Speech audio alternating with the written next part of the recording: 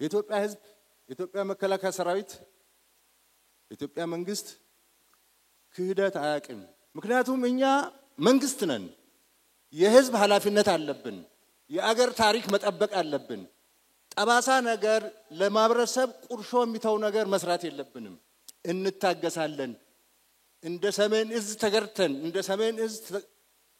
ተገለን ተክደን የካደንን ሁሉ እንታገሳለን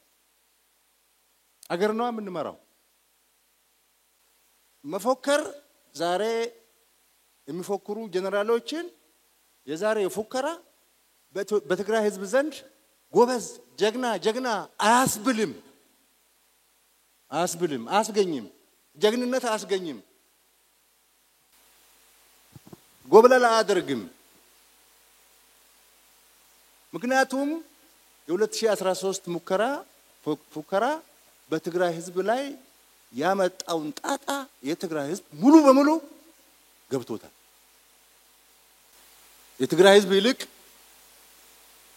መውጫ መንገድ ነው የሚፈልገው አሁን ከገባበት መውጫ መንገድ ነው የሚፈልገው በፊት መስሏቸው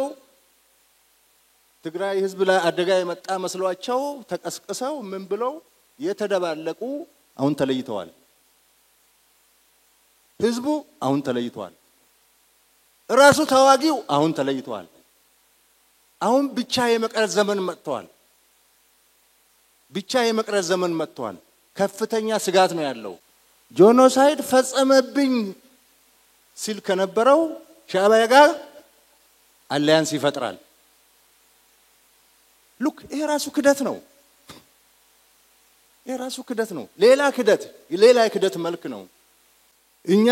ጦርነት የምንፈልግ ሰዎች ቢሆን ኖሮ ከፕሪቶሪያ በኋላ ህዋት የሰራቸው ትንኮሳዎች ኢምቢባይነቶች በቂ ናቸው ወደ ጦርነት ለመግባት ከበቂ በላይ ናቸው የጦረኛ መንግስት ቢሆን ነው ጦርነት የሚናፍቅ ቢሆን ኖሮ ጦረኛ መከላከያ ሰራዊት ቢሆን ኖሮ እስከ ከፕሪቶሪያ በኋላ ህዋት የሰራቸው ትንኮሳዎች ስራዎች ሴራዎች በቂ ናቸው ወደ ጦርነት ለመግባት ከሻዕቢያ ጋር ጽምዶ ብሎ ቦርደር ሰብሮ መሄድ እኮ ጸረ ህገ መንግስት ነው ተፈናቃይ አለቅም እነን ተሸክሞ ካልገባ ማለት እኮ ጸረ ህገ መንግስት ነው ጸረ ፕሪቶሪያ ነው ኃይል ማሰልጠን እኮ ጸረ ፕሪቶሪያ ነው ዲዲአር ወታደር መመለስ እኮ ጸረ ፕሪቶሪያ ነው ፋኖ ጥይትና እቅድ ሰጥተ ኢትዮጵያን እንዲበጠብጥ አማራ ክልል እንዲበጠብጥ መላክ እኮ ነው ጸረ ፕሪቶሪያ ነው ይሄ ሁሉ ግን እያየን ነው ወደ ጦርነት ያልገባ ነው ዳግም ያሁኑ እየሰሩ ያሉት ነገር ጉዳት አለው ግን ጦርነት ሲመጣ ደግሞ የበለጠ ጉዳት ያመጣል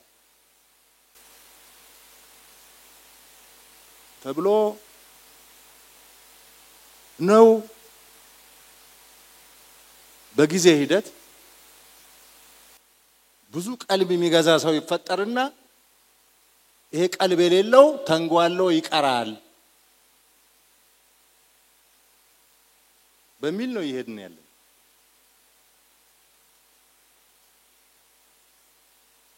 ስንት ክደት እንካዳለን